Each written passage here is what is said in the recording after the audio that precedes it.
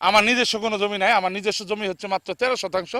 সেটা হলো বসত বিটা। আমার পিছনে যে জমিটা দেখতে পাচ্ছেন, এই পাশে এক সিরিয়ালে বেশ কয়েকটা জমি আছে, আমি নিজে বর্গা চাষ করি। সবাই এআই এর জগৎ, তাই না? সবাই এআই দিয়ে ছবি করে, আমিও কিছু কিছু ছবি এআই দিয়ে বানাইছিলাম। তো সেগুলা পোস্ট করছি, সেগুলাই অনেকে নিয়ে আমাকে নিয়ে ট্রল করতেছে। তো যারা আমাকে নিয়ে ট্রল করছে তাদেরকে আমি ধন্যবাদ জানাই, যেহেতু আমি ফেসবুকে কন্টেন্ট ক্রিয়েট করি। এই যে দেখতে পাচ্ছেন, এই যে আমার পাশে মেশিন, এটা আমি নিজেই পরিচালনা করি। আমার পিছনে যে জমিটা দেখতে পাচ্ছেন, এই পাশে এক সিরিয়ালে বেশ কয়েকটা জমি আছে, আমি নিজে বর্গা চাষ করি। এই যে জমিটা দেখতে পাচ্ছেন, এটা আমার বর্গা। ওই যে ওই মেশিনের সাথে যে জমিটা, ওইটাও আমার বর্গা চাষ করা। আবার আরও অন্য আরেকজনের স্ক্রিম আছে আমার পিছনে দেখতে পাচ্ছেন, দেখেন দূরে দেখা যাচ্ছে একটা ঘর, ওইখানেও আমার 70% বর্গা নেওয়া। তো ভাই, আমি আসলে প্রকৃতপক্ষে একজন কৃষক। তারপরে যদি কেউ আমাকে নিয়ে ট্রল করে খুশি হন, তাকে আমি ধন্যবাদ জানাই, সমস্যা নাই, সাধুবাদ। আমার নিজস্ব কোনো জমি নাই, আমার নিজস্ব জমি হচ্ছে মাত্র 13%। সেটা হলো বসত বিটা, প্রত্যেক সূত্রে পাওয়া। তাছাড়া আমার নামে কোনো সম্পত্তি নাই। আমি ছোটবেলা থেকে কৃষির সাথে সম্পৃক্ত। মাঝখানে স্যার ভাই ওই কয়েকটা বছর আপনার ওই একটুকে স্বাবলম্বী হওয়ার জন্য একটু সৌদি আরব গেছিলাম, কিন্তু ওখানে সুবিধা করতে পারি নাই।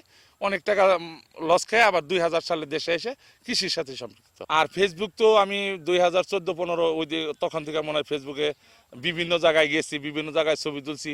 হয়তো আমি একটা ছবি এক জায়গায় দেখলাম, কোনো এক অফিসে গেছিলাম, ওইখানে যে তখন তো সরকার ছিল আরেকজন, তো ওই প্রত্যেকটা অফিস আদালতে তো যখন যে সরকার থাকে তাদের ছবি টাঙানো থাকে। হয়তো পিছনে ওই ছবিটা আসছে, ওইটা নিয়ে ফেসবুকে উঠাই দিচ্ছে যে এই যে আওয়ামী লীগের লোক, এই যে অমুক লোক তমক লোক।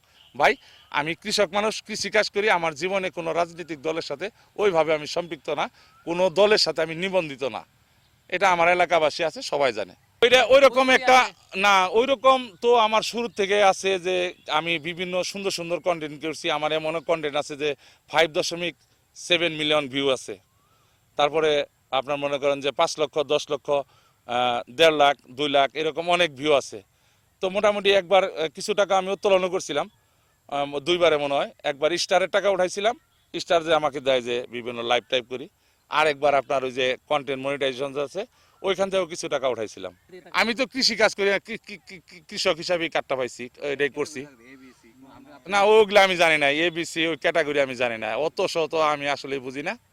আর আরেকটা কথা, মাননীয় প্রধানমন্ত্রীর মঞ্চে যে আমি ভাষণটা দিলাম, এটা কৃষি অফিসাররা অনেক লোক খুঁজছে, অনেক কৃষক খুঁজছে যে যেহেতু কৃষক কার্ড উদ্বোধন অনুষ্ঠান, একজনের কৃষকের কথা বলা দরকার।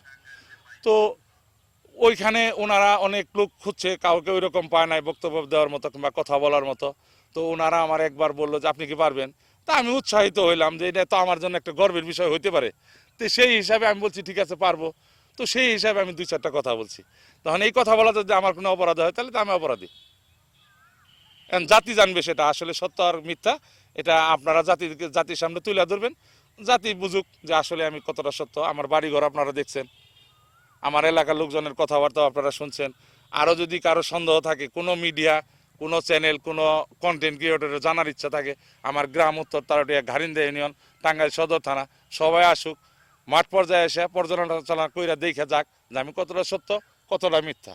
এটা তো আমি রাত্রে যে কোনোদিন স্বপ্নে দেখা, যে রাত্রে স্বপ্নে আছে যে আমি নির্বাচনে দাঁড়াবো, এই স্বপ্নটা তো আমার মধ্যে আসে না।